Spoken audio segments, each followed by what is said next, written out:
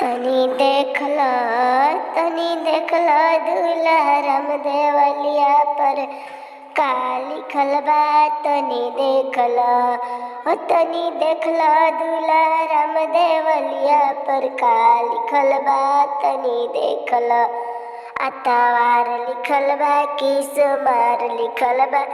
अतवार लिखल बा कि सोमवार लिखल बा। तोरा बहिनी के तेरे गो बतार लिखल बा। तनी देखला दूल्हा रामदेवलिया पर का लिखल बा। तनी देखला अतवार लिखल बा कि सोमवार लिखल बा। तोरा बहिनी के जड़ुआ बतार लिखल बा। तनी देखला दूल्हा रामदेवलिया पर का लिखल बा। तनी देख